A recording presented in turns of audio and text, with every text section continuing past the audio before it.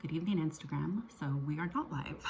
We are going to be doing this on Instagram stories, so we can try to save the video to Facebook and also onto our YouTube page for a reference back to all the information that we're giving and for our relaxations. So I'm going to go ahead and do our quick introduction as usual, and then our topic for tonight, and then into our relaxation. So our relaxation is a little bit long tonight, so we're going to try to keep the first part a little bit shorter so we don't go on and on. So introductions. I'm Jenn Kelly. I am a birth doula and a childbirth educator, and my business is Belly to Bliss Birth Services. My teaching partner is Amy Moy. Her business is Riverbend Birth Services. She's also a certified birth doula and a certified childbirth educator through Cornerstone. And together we are Sacramento Cornerstone Childbirth, and we teach the Cornerstone method of childbirth education. Our classes are all virtual now. We do it via Zoom, and all of our information can be found on our website, and that is saccornerstonechildbirth.com. And you can also find us on Facebook and Instagram with the handle Sac Cornerstone Childbirth. Okay, so tonight's topic is how to make an informed consent or an informed refusal when you are put forth with a decision, be it a procedure or anything, basically. We like to lovingly say, if you need to make a decision, use your brain. So that is an acronym that stands for the benefits, the risks, the alternatives, your intuition, and if you need to take more time or do nothing. So need time or nothing. And this could be used for any type of decision on a procedure, on even all the way down to when to go to your birthing location, any of the such. So I'll break down the acronym for you and we will talk about it a little bit. And so the B stands for the benefits. So what are the benefits of the procedure or the decision that needs to be made? What are the risks? What are the alternatives? So it is your provider's responsibility to list all this information for you. That's the informed consent or refusal. So that's the informed piece. They need to explain everything to you. So the risks and the benefits of the procedure, what the alternatives are, and the risks and benefits for the alternatives. That's all included in getting all the information that you need to make a decision. Now the I, intuition, sometimes we quiet that voice in our head, and that voice is our intuition telling us what we need to do. We suggest kind of listening to that and make that little voice a part of your decision-making process. It's pretty powerful. And then we have the need time or do nothing. So that can look different just depending on what you are doing. So if you want to wait and see what's happening before making this decision, that would be just, we need some more time. Or you can need some more time to make the decision. So you need to think about it more. Or if you want to do nothing at this point and check back in an hour or two or whatever feels right to you. So that's kind of what the N looks like. And so use your brain. Use this acronym. It's very easy to remember. Write it down on a card, take it with you, and it's super important because being informed is the most important thing. What you don't know, you don't know. And so you need this information to be able to say, yes, I consent to it, or no, I refuse. And so those are the two really important things. Before any of that though, we always like to make sure that you are checking in, making sure that you're doing okay and that your baby's doing okay. That's first and foremost before you go on to brain. But yeah, super easy, but super powerful. So write that down. I'll go through it one more time. So brain, B, benefits, R, risks, A, alternatives. Make sure you get the risks and benefits for the alternatives. I, intuition, and N is need more time or do nothing. That is informed consent or refusal. Pretty simple, but but powerful, believe me. Okay, so let's move on to our relaxation. It kind of goes along with this because it's about using your voice, and we like to say your voice is super important. It is one of the most important things that you can use during your childbirth or labor journey and in any of that type of thing. So this relaxation is a little bit on the side of using your voice, just like using your voice in making those informed consents and refusals. So this kind of goes a little bit back to breath. We talked about breath last week, and we know the benefits of deep breathing. So it calms our nervous system. It releases the feel-good chemicals in our brain. It relaxes our muscles.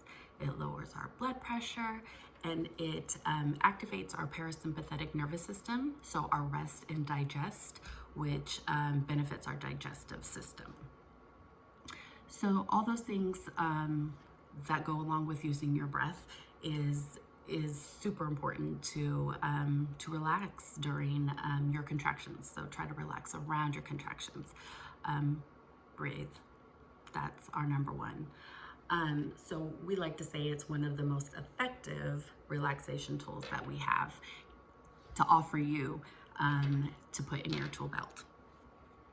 So the practice tonight is just the same as always. Make sure that you are in a very comfortable place, either lying down, supported with lots of pillows, or sitting up, whatever feels right to you. Make sure you don't have to use the restroom, that you're not thirsty or hungry, and that you turn your ringer off your phone. So we're gonna start with 3 deep diaphragmatic breaths, or belly breaths. So breathe in through your nose, feeling your belly rise. Breathe out slowly, emptying all the air in your lungs, pulling your belly button towards your spine. The speed of your breathing is slow, relaxed, natural, and comfortable. With each breath out, release tension in your body, surrender, and sink deeper into the pillows or where you lie. Take a deep breath in, breathe out, and release your head, neck, shoulders, arms, and hands. Take a deep breath in, breathe out, and release your chest, mid-back, torso, and belly. Take a deep breath in, breathe out, and release your legs, hips, ankles, and feet. Now that you're relaxed and your nervous system has begun to calm itself, bring your awareness to your breathing. Is it shallow, fast, slow, or deep? Do a quick scan of your body and notice any areas that are tense and sore. How does your stomach feel? Are you stressed about anything from the day? Now take a controlled, full breath in through your nose until your lungs are completely full of air. Breathe from the diaphragm. You will feel your belly rise. And notice how refreshing it is to get a full, deep breath in.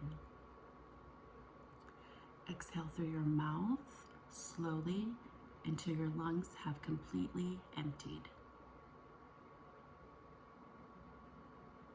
Inhale through your nose slowly, relaxing the diaphragm to make room for your lungs to expand and fill with oxygen. Exhale through your mouth slowly until your lungs have completely emptied. Let your body decide when to take the next deep diaphragmatic breath and when to exhale. Keep breathing in and out slowly and completely. While you are breathing, do another complete body scan from head to toe. Are the tense areas softening? Focus on any tension you find with your exhalation.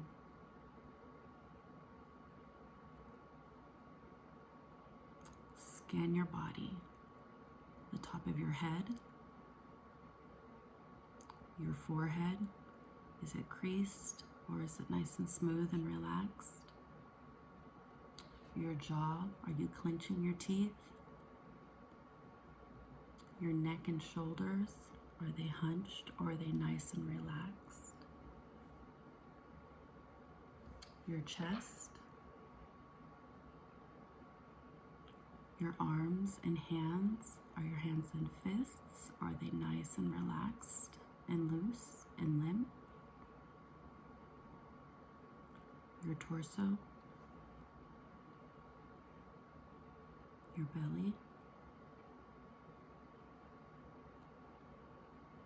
your upper back and mid back, your lower back,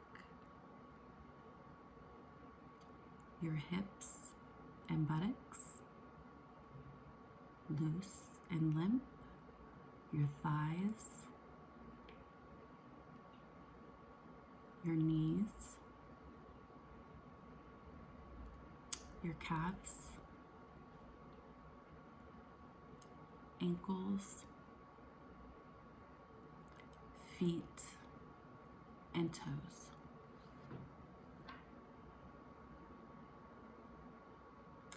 Now feel how your body and mind have responded to relaxation. Stay in this deep, restful, calm, and oxygenated state as long as you feel comfortable.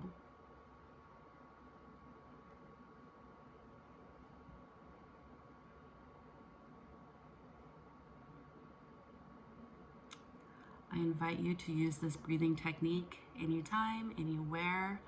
Try practicing taking these deep breaths a couple times per hour even throughout the day.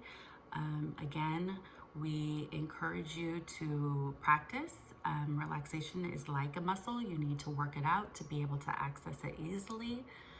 Make sure that you are taking care of yourself, drinking plenty of water, eating right. I know it's hard during this time, but try your best to be able to keep yourself as calm as possible.